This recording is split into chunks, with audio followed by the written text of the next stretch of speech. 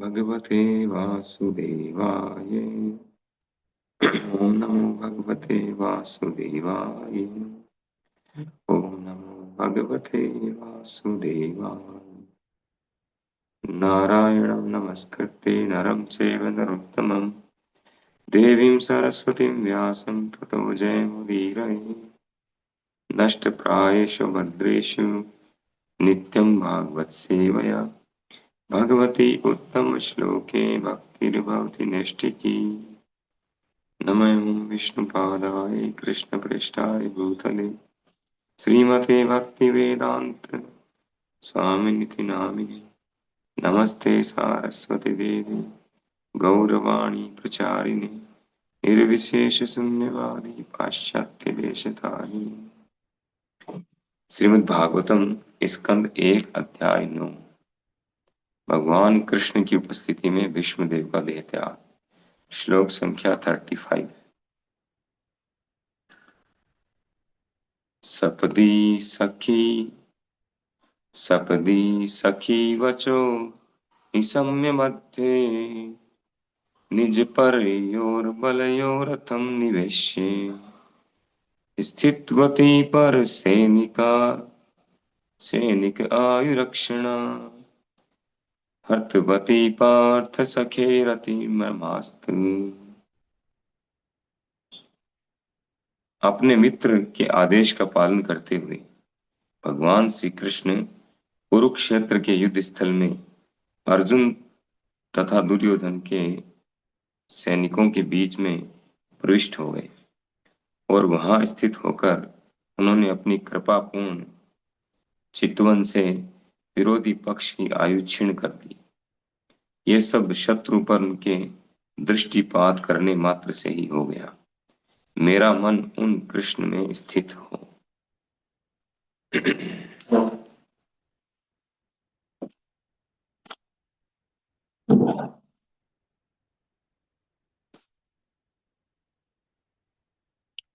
तात्पर्य। भगवद गीता अध्याय 1 21 से 25 में अर्जुन ने अच्युत भगवान श्री कृष्ण को आज्ञा दी कि वे उसके रथ को सैनिकों के व्यूह के बीच में ले चले। उसने उन्हें आज्ञा दी कि वे वहां तब तक ठहरे जब तक वे युद्ध में आए हुए उन शत्रुओं का निरीक्षण पूरा न कर ले जिनसे उसे लड़ना था। जब भगवान से वह कहा गया तो उन्होंने झट से वैसा कर दिया मानो वे कोई आज्ञा पालक हों। भगवान ने विपक्षी दल के सभी महत्वपूर्ण व्यक्तियों की ओर संकेत करते हुए कहा, ये रहे भीष्म, ये रहे द्रोण इत्यादि इत्यादि। परम पुरुष होने के कारण भगवान न तो किसी के आज्ञा पालक हैं न संदेशवाहक, चाहे वे जो भी हों, लेकिन अपने भक्तों पर अहेतु की कृपा तथा वत्सलता के कारण कभी कभी वे अपने भक्त के आदेश का पालन एक तत्पर दास की तरह करते हैं। अपने भक्त के आदेश का पालन करते हुए वे उसी प्रकार प्रसन्न होते हैं जिस प्रकार पिता अपने नन्हे बालक के आदेश को पूरा करने से प्रसन्न होता है। ये तभी संभव है जब भगवान तथा उनके भक्तों के मध्य शुद्ध दिव्य प्रेम हो। और भीष्मदेव इस तथ्य से अवगत थे, इसलिए उन्होंने भगवान को पार्थ सखे कहकर संबोधित किया।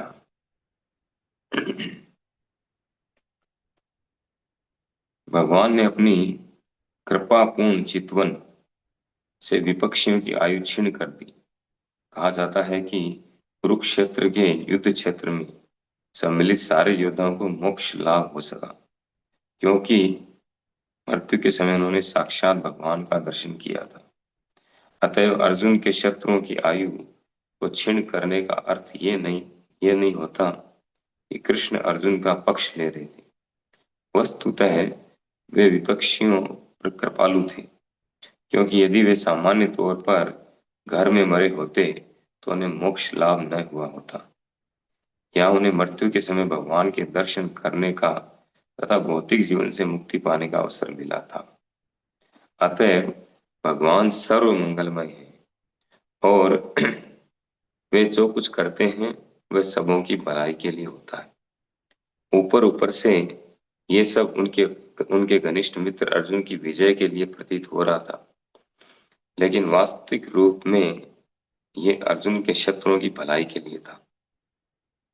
ऐसे हैं भगवान के दिव्य कार्यकलाप, और जो भी इन्हें समझता है वह भी इस भौतिक शरीर को त्याग करने के पश्चात मोक्ष प्राप्त करता है। भगवान किसी भी हालत में कोई गलत कार्य नहीं करते, क्योंकि वे परम पूर्ण हैं और सर्वदा सबों के लिए मंगलमय हैं। श्रील प्रभुपाद की जय। तो सूत गोस्वामी जी शौनक आदि ऋषियों से ये प्रसंग बता रहे हैं, भीष्मदेव भगवान से प्रार्थना कर रहे हैं। तो इस श्लोक में कह रहे हैं कि पहले एक श्लोक में उन्होंने बताया विजय सखे, भगवान को विजय सखे कहकर के संबोधित किया, और यहाँ क्या करें, पार्थ सखे, कि आप पार्थ के प्रथा पुत्र, जो प्रथा के पुत्र अर्जुन, उनके आप मित्र हैं। और उसमें था विजय सखे, विजय सखे यानी जो हमेशा विजय रहे हैं अर्जुन, आप उनके मित्र हैं। तो भगवान के अनेक नाम हैं, उनके कार्य के अनुसार, उनकी एक्टिविटी के अनुसार उनके अनंत नाम है, कोई सीमा नहीं उनके नामों की। अब यहाँ पर दो विशेष बातें जो हैं इस श्लोक में बताई गई है। एक तो ये कि भगवान ने अपने मित्र के आदेश का पालन किया, और पालन करते हुए क्या किया, जो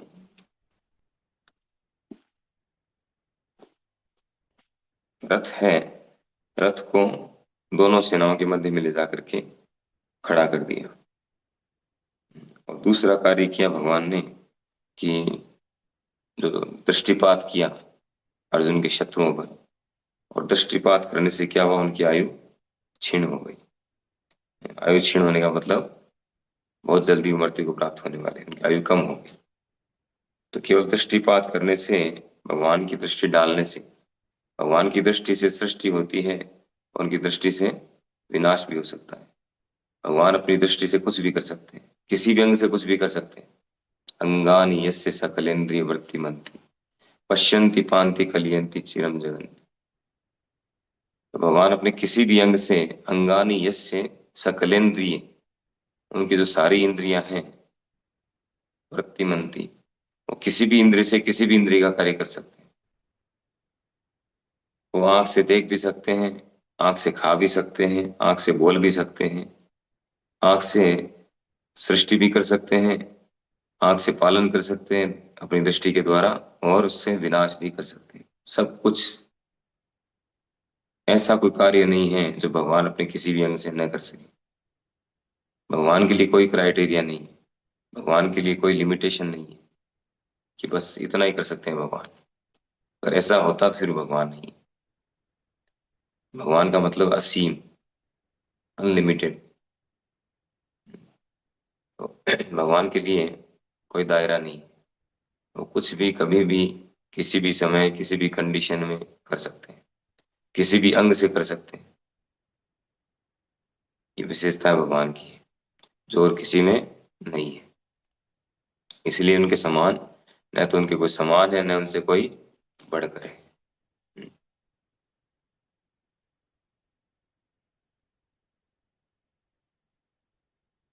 तो यहाँ पर उनकी विशेषता क्या बताई जा रही है, एक तो आदेश का पालन। भगवान ने अपने मित्र के आदेश का पालन किया। जैसे बोला अर्जुन ने, तुरंत जो है रथ ले जा करके खड़ा कर दिया, जैसे एक सर्वेंट करता है। तो यहाँ प्रभुपाद जी इस बात को क्लियर कर रहे हैं। जो भीष्म पितामह हैं वो तो उस बात को समझते हैं, उन्होंने इसको बता दिया है डायरेक्टली, हम इसको नहीं समझ पाएंगे। जैसे उन्होंने बताया कि अपने मित्र के आदेश का पालन करते हुए भगवान श्री कृष्ण कुरुक्षेत्र के युद्ध स्थल में अर्जुन तथा दुर्योधन के सैनिकों के बीच में प्रविष्ट हो गए, और वहां स्थित होकर उन्होंने यहाँ तक एक बार वो पृष्ठ हो गए, रथ ले जाकर के खड़ा कर दिया वहां पर। तो साधारणतया कोई आम व्यक्ति देखेगा तो उसको क्या लगेगा कि ये तो साधारण व्यक्ति है, उसका अर्जुन का रथ हाँक रहे हैं, तो ये तो साधारण व्यक्ति है, सारथी है और कुछ नहीं है। लेकिन ऐसा नहीं, भीष्म पितामह समझते थे इस बात। तो प्रभुपाद जी ने इसको हमें समझाने के लिए तात्पर्य में इसको क्लियर किया है कि भगवान जो है वो न तो किसी के आज्ञा पालक है और न किसी के संदेश वाहक है, स्वतंत्र है, उनको कोई आज्ञा दे ही नहीं सकता है। और अगर दे तो वो पालन करें और नहीं करें उनकी मर्जी है, पूरी तरह से स्वतंत्र है, स्वराट है, और न ही वे किसी के संदेश वाहक है। लेकिन यहाँ महाभारत में हम देखते हैं कि वो अर्जुन की आज्ञाओं का पालन भी कर रहे हैं और उनके संदेश को लेकर भी जा रहे हैं। शांति दूत बन करके गए। तो इन सब चीजों से क्या समझे, थोड़ा कंट्रोवर्शियल हो गया है, विरोधाभास। एक तरफ तो शास्त्रों में कह रहे हैं कि भगवान के कोई समान नहीं है, न तत्समय से अभेदिक से दृश्यते, न उनके ऊपर है न उनसे कोई समान है। और दूसरी तरफ हम देख रहे हैं कि भगवान ऐसी एक्टिविटी कर रहे हैं कि वो जैसे एक नौकर करता है वैसी एक्टिविटी कर रहे हैं। कैसे समझे, तो विरोधाभास लग रहा है। तो ये विरोधाभास नहीं है। इस बात को क्लियर किया प्रभुपाद जी ने तात्पर्य में। वो कह रहे हैं कि ये भगवान की अहेतु की कृपा है और उनकी वत्सलता है। हेतु की यानी बिना कारण के, भगवान बिना कारण के ही भक्तों पर कृपा करते हैं, अहेतु की कृपा है। और साथ ही साथ उनकी वत्सलता है, वात्सल्यता। भगवान अपने भक्तों पर वत्सल है, जैसे माता पिता अपने बच्चों पर वत्सल होते हैं। माता है या पिता है, माता बच्चों के लिए कितना करती है, पिता भी कितना करते हैं। जब बच्चा छोटा होता है वो सुसु पोटी भी करता है, जब तक बड़ा नहीं हो जाए, समझदार नहीं हो जाए, सारे काम करता है बेड पर ही। कई बार तो माता की चांटा भी लगा देता है, तो गुस्से में होता है, रोता है। लेकिन माता पिता जो हैं वो समझते हैं इस बात को कि ये छोटा है, बच्चा है, और उनकी वात्सल्य भाव के कारण उसकी सेवा करते हैं। तो बच्चे की इतनी सेवा करते हैं, इसका मतलब ये थोड़ी वो नौकर हो गए उसके। कोई देखे यार तो नौकर है, जैसे लोग नौकर भी रखते हैं आजकल बच्चों की सेवा के लिए, बच्चों के कार्यों के लिए। इतनी बार टाइम नहीं होता पेरेंट्स के पास, या जो हाई स्टैंडर्ड में रहते हैं वो बच्चों को पालने के लिए नौकर रखते हैं। वो बच्चों का सारा काम नौकर ही करते हैं, खुद नहीं करते। उनका सुसु पोटी साफ करना है, कुछ भी करना है।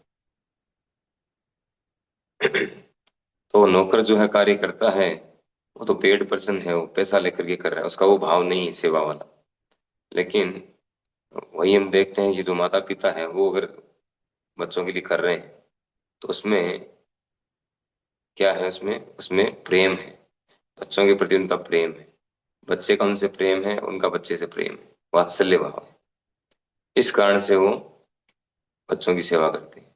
और कोई समझे कि ये तो नौकर की तरह कर रहा है, तो वो समझने वाले की गलत फहमी है, मूर्खता है। तो ठीक उसी प्रकार से भगवान जो है वो वत्सल है हम पर। वत्स शब्द जो है, वत्स, वत्स कहते हैं बछड़े को। ये वत्स शब्द से वत्सलता आया है, क्योंकि गाय जो है वो अपने बच्चे को सबसे ज्यादा प्रेम करती है। इस पूरी सृष्टि में एकमात्र गाय ऐसा प्राणी है जो अपने बच्चे से सबसे ज्यादा प्रेम करती है। इसलिए जो वात्सल्य भाव, ये वात्सल्य जो शब्द है या वत्सलता है, ये शब्द वहां से लिया गया है। तो भगवान भी अपने सभी जीवों से, हम सब भगवान के ही हैं, तो भगवान भी सभी जीवों से उतना ही प्रेम करते हैं, उससे ज्यादा ही प्रेम करते हैं। इसलिए शब्द प्रयोग किया जाता है वत्सलता। तो भगवान हम सब पर वत्सल है, इसलिए वो स्पेशली किसके प्रति वत्सल होते हैं, जो उनके प्रेमी भक्त हैं, प्रिय भक्त हैं। तो जो उनसे प्रेम करते हैं और प्रेम प्रेम का आदान प्रदान होता है जिनके साथ में भगवान का, उनके लिए भगवान कुछ भी करने के लिए तैयार रहते हैं। उनके नौकर भी बन जाते हैं, उनके संदेश वाहक भी बन जाते हैं, सारे काम कर देते हैं। कोई कथा आती है, जगन्नाथ जी के जो भक्त थे, तो जगन वो बीमार हो गए, तो जगन्नाथ जी ने खुद ने जाकर के कितने दिनों तक वेश बदल के गए और कितने दिन तक उनकी सेवा की। उनका पेट खराब हो गया था, बेड पे आ गए थे। तो कहाँ कब किस कंडीशन में भगवान सेवा करते हैं भक्तों की, जब ऐसे प्रेमी भक्त होते हैं उनके, तब उनकी सेवा करते हैं। तो भगवान को कोई ऑर्डर दे करके या बाई फोर्स या अपनी ताकत के बल पर भगवान से कोई सेवा नहीं करवा सकता है, ऐसा कोई काम नहीं ले सकता भगवान से, क्योंकि भगवान किसी के ऑर्डर कैरियर नहीं है, वो स्वतंत्र है। इवन कोई अपनी ताकत से, अपनी क्षमताओं से भगवान को देख भी नहीं सकता है, काम करवाना तो अलग बात है।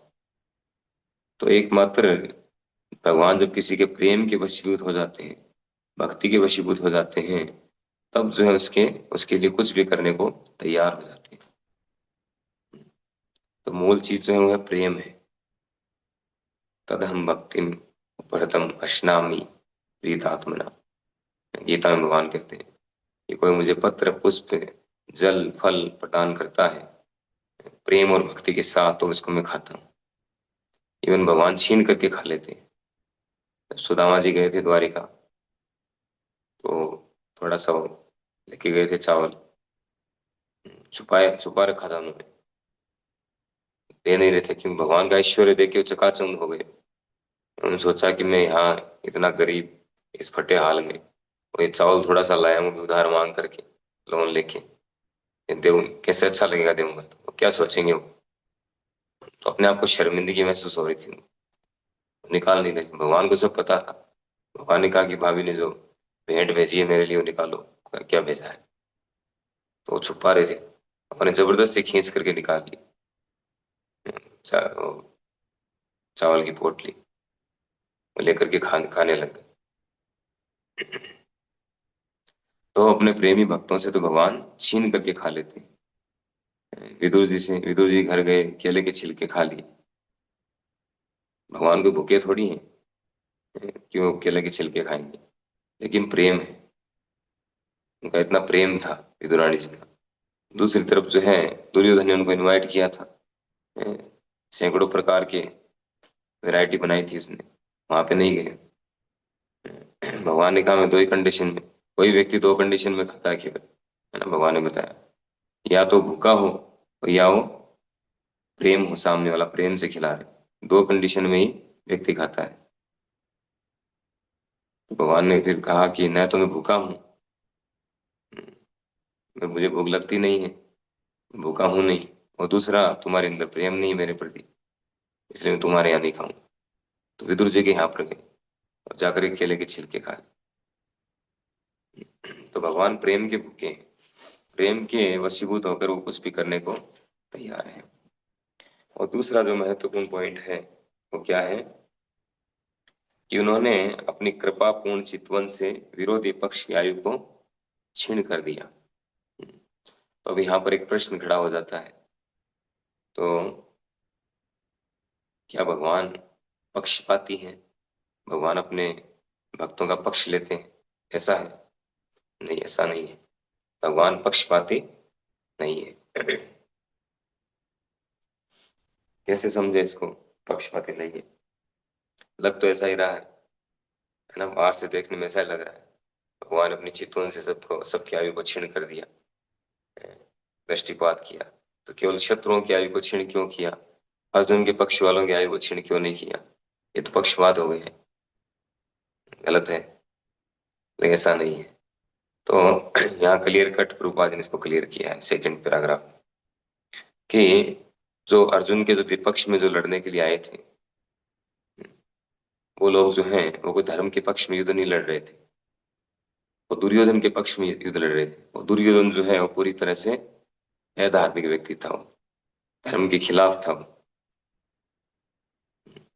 पांडव जो हैं वो भक्त थे भगवान के, और वो उनके खिलाफ था, दुर्योधन और उसकी पूरी पार्टी।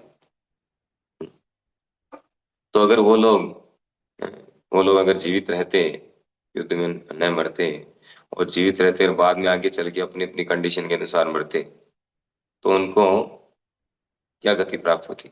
उनके कर्मों के अनुसार उनको नरक में जाना पड़ता, नरक भोगना पड़ता, ऐसी कंडीशन प्राप्त होती। तो भगवान ने उनकी आयु छीन करके और युद्ध में उनको मृत्यु प्रदान करके क्या किया उनको? क्योंकि युद्ध में अगर कोई मरता है तो स्वर्ग प्राप्त करता है, और अगर जीता है तो पृथ्वी का भोग करता है। लेकिन यहाँ एक और विशेष कंडीशन थी। क्या थी? कि स्वयं भगवान श्री कृष्ण युद्ध में अर्जुन के रथ पर विराजमान थे, और अगर कोई युद्ध में मरेगा तो उनका दर्शन करते हुए मरेगा, या उनका दर्शन तो होगा ही, चाहे एक बार ही हो। तो उस युद्ध में अगर कोई मरेगा तो निश्चित रूप से वो इस जन्म मृत्यु के चक्कर से मुक्त हो जाएगा, मोक्ष प्राप्त कर लेगा। किसी भी प्रकार का मोक्ष मिल सकता है, जो भगवान की इच्छा, तो मुक्त हो जाएगा वो। तो जन्म मृत्यु के चक्कर से मुक्त हो जाएगा पूरी तरह से। इसका मतलब उसका न तो पुनर्जन्म होगा और न उसको नरक में जाना पड़ेगा, सब कुछ फिनिश। तो भगवान ने कितनी बड़ी कृपा की उन सब लोगों पे। यद्यपि वो सब शत्रु भाव में थे, है ना, शत्रु भाव से अर्जुन को मारना चाहते थे, पांडवों को मारना चाहते थे, भक्तों के शत्रु थे वो। और उन्होंने तो इतने इतने अपराध किए थे भक्तों के प्रति, वैष्णव अपराध। हम सुनते हैं वैष्णव अपराध करने वाले क्या गति होती है, कई बार ऐसा सुन चुके हैं। वैष्णव अपराध जो करता है,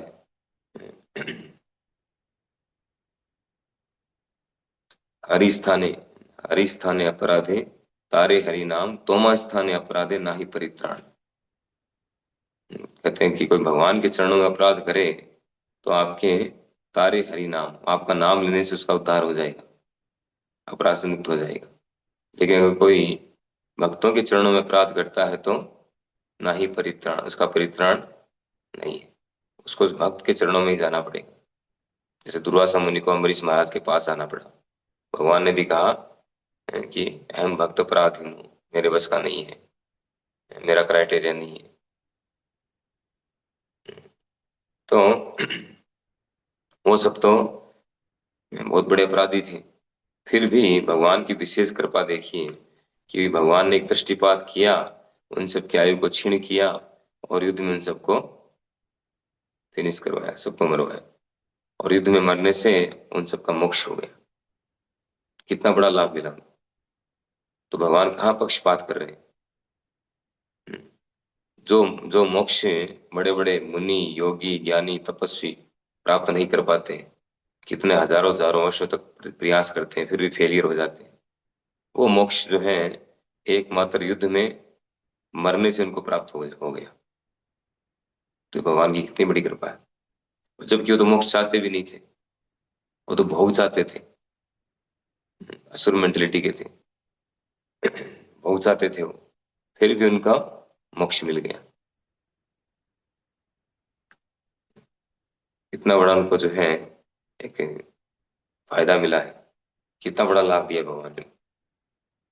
ये भगवान की विशेष कृपा है। तो इसलिए भगवान कभी भी किसी का पक्षपात नहीं करते। वो बाहर से दिखता है पक्षपात, लेकिन एक्चुअल में पक्षपात नहीं, उस व्यक्ति का कल्याण है। फॉर एग्जाम्पल के लिए जैसे एग्जाम्पल के लिए हम देख सकते हैं कि माता पिता कई बार बच्चों को डांटते भी हैं। जैसे किसी के दो तीन चार बच्चे हैं, वो एक जो बच्चा उनकी आज्ञा का पालन करता है, प्रेम सबसे करते हैं, माता पिता जो है सबसे बराबर प्रेम करते हैं। लेकिन जो आज्ञा का पालन करता है उसके प्रति उनका विशेष प्रेम दिखता है, कि इसे विशेष प्रेम करते हैं। और जो आज्ञा पालन नहीं करता है उसको डांटते भी हैं, इसको कई बार चांटा भी लगा देते हैं। तो बाहरी रूप से लगता है कि नहीं, इससे तो प्रेम नहीं करते हैं, इसको डांटते रहते हैं, मारते रहते हैं, इसको प्रेम करते हैं, ऐसा कई बार लगता है हमारी दृष्टि से। लेकिन वास्तव में ऐसा नहीं होता है। उसको डांटना या चांटा मारना भी उनका प्रेम है, उसका कल्याण है, उसमें बच्चे का कल्याण है, उसको समझाने के लिए, उसको सिखाने के लिए, ताकि सही ट्रैक पे रहे। तो इसी तरह से जो है भगवान अलग अलग लोगों को अलग अलग तरीके से ट्रीट करते हैं। जैसा जिस ये यथा माम प्रपद्यन्ते तांस तथैव भजामि। तो जिस तरह से भगवान के शरणागत होता है, जैसे आता है वैसे उसको ट्रीट करके लक्ष्य एक ही होता है, उसका कल्याण करना। असुर लोग जो हैं भगवान के पास गलत तरीके से आते हैं, उन्हीं को मारने के लिए आते हैं, उनका ही भगवान कल्याण करते हैं। भगवान का एक ही काम है, उनका उद्धार करना। बाहरी दृष्टि से व्यवहार अलग अलग दिखता है। उतना आई भगवान को मारने के लिए, स्तन पे तो कोबरा का जहर लगा करके, स्तन कालकूटम। भगवान ने क्या किया? क्या पुतना को नरक भेज दिया? परमानेंट नरक? ऐसा नहीं किया। हमें कोई मारने आ जाए तो हम क्या करेंगे? या तो खुद उसको मार देंगे, या फिर पुलिस को फोन करके बोलेंगे इसको लाइफ टाइम अरेस्ट कर लो। लेकिन भगवान ने क्या किया? भगवान ने इसको दिव्य गति प्रदान की, ढाई माह की गति प्रदान किया गोलोक वृंदावन में। कितनी बड़ी बात है। तो भगवान हर प्रकार से, भगवान के हर कार्य, हर एक्टिविटी सभी का कल्याण करने के लिए, वो किसी का एक कल्याण नहीं करते। तो ये कार्यकलाप जो है इनको समझना बहुत आवश्यक है। जन्म कर्म क्षय में दिव्यम एवं यो वेति तत्व त्यक्त्वा देहम पुनर्जन्म नैति मामेति सोर्जुन। रूपा जी ने इस श्लोक पर बहुत बल दिया है, बहुत बार कोट किया है श्लोक को, गीता का 4.9। इसमें कहते हैं कि जन्म कर्म, भगवान का जो जन्म और कर्म, उनका प्राकट्य, उनके कार्यकलाप, वो सब क्या है? वो सब दिव्य है, साधारण नहीं है। और जो इनको समझ लेता है वो इस शरीर को छोड़ने के बाद दोबारा इस भौतिक जगत में नहीं आता। त्यक्त्वा देहं पुनर्जन्म। तो प्रभुपाद जी इसीलिए हर एक को जो है भगवान के ऐसे कार्यकलापों को बहुत डिटेलिंग में समझाते हैं, ताकि हम इसको समझें। तो अंत में या तो भगवान सर्व मंगलमय है, और वे जो कुछ करते हैं वे सबों की भलाई के लिए होता है। ऊपर ऊपर से ये सब उनके घनिष्ठ मित्र अर्जुन की विजय के लिए प्रतीत हो रहा था, लेकिन वास्तविक रूप में ये अर्जुन के शत्रुओं की भलाई के लिए था।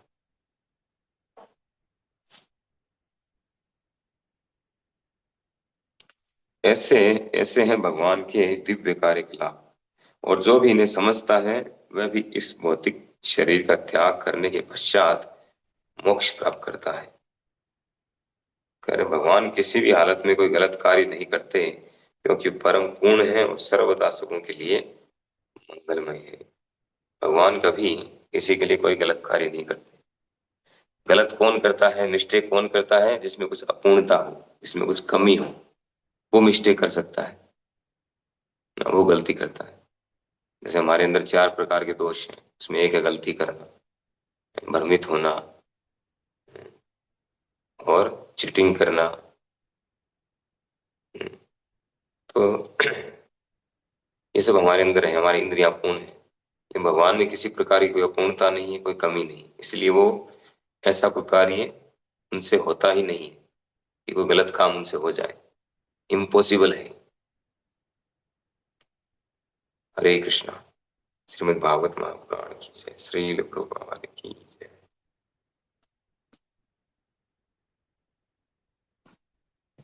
हरे कृष्णा। हरे कृष्णा प्रभु जी, बहुत बहुत धन्यवाद प्रभु जी।